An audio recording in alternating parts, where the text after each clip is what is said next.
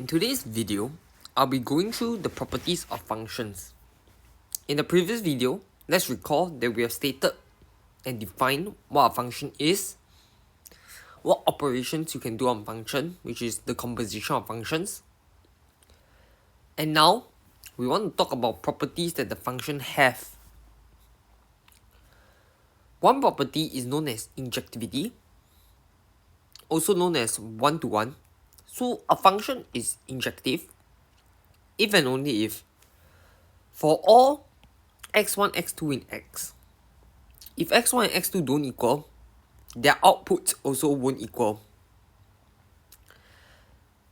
If you want to prove this statement, sometimes it's easier to just use the contrapositive, where if two outputs are the same, it means the inputs were the same.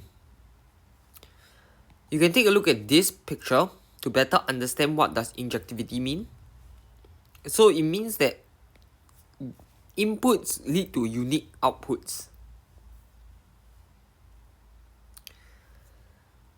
Now, another property that a function can have is surjectivity. So a function is surjective, also known as onto, if and only if the range equals to the whole codomain. This means that whatever element you pick in y, there is an element in x such that y equals to fx. That's why the range of f is the y.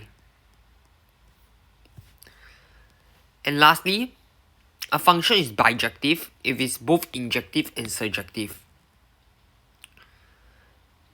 And so, there are two ways to approach proving a function is injective.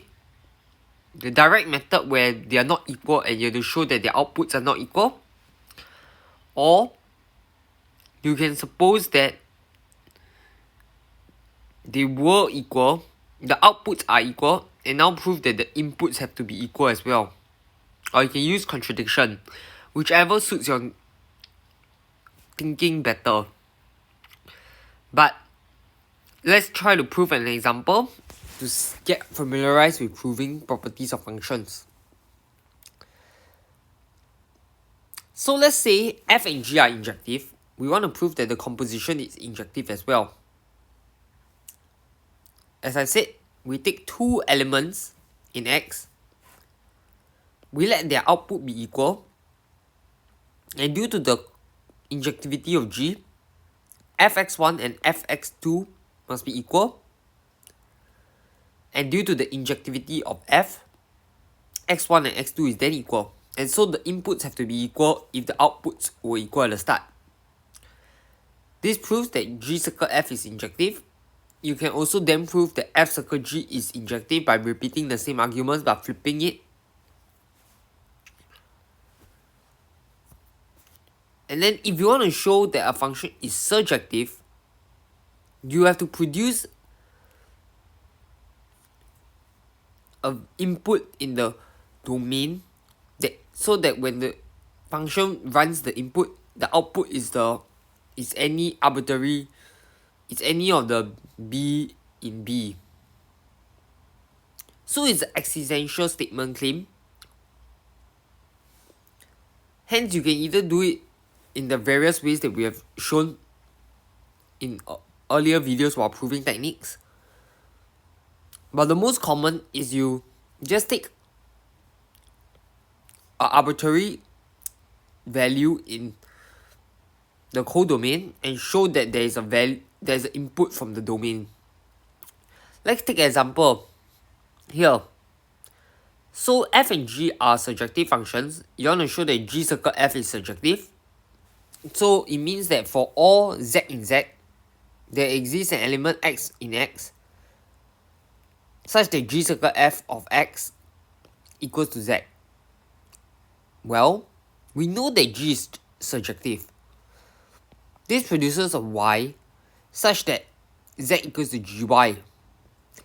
And because we know f is surjective, these y's over here, there will be an x such that y equals to fx. And so g of fx is z.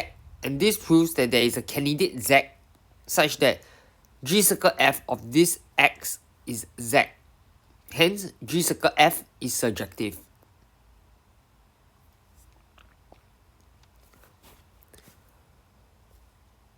Now, if you are better able to do this by practicing more examples in the textbook.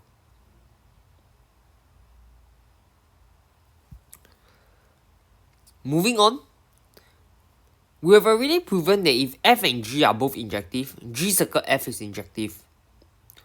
Now we ask the reverse. If G circle F is injective, we can then prove that F is injective, but G need not be injective. So here is the proof. You can just run it through. It's very routine. But what I like to talk about is to prove that G is not injective. To prove that G is not injective, it means that the statement where for any x, y, and z, any sets and any function, G circle F injective implies G injective is false. That means you have to prove its negation. And the negation involves negating all this for alls as well.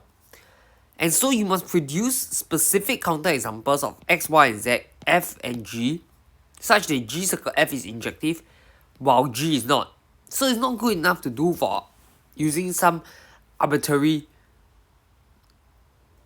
element that you have no idea how it looks like. You have to produce this x, y, and z, and the functions as well. So you need to give this thing a specific counterexample to prove the non-injectivity of G.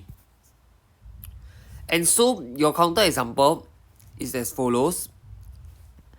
X and Z are the same set, which is just the element 1. Y is the element 1, 2.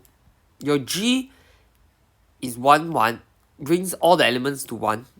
And your F is the function that brings F of 1 to 1. Well, we already see clearly that G circle F is bijective, but G is not injective, but it is surjective. And so you can actually prove that if G circle F is surjective, G will be surjective, but F need not be. And this counterexample here shows exactly why F is actually also not surjective, because F has only one element and there's two elements in Y, and so it can only hit one element. I provided the proof in the notes for you to try out first and then do it. That's all on the properties of functions. Thank you for listening, and feel free to like, share, and subscribe. See you in the other video.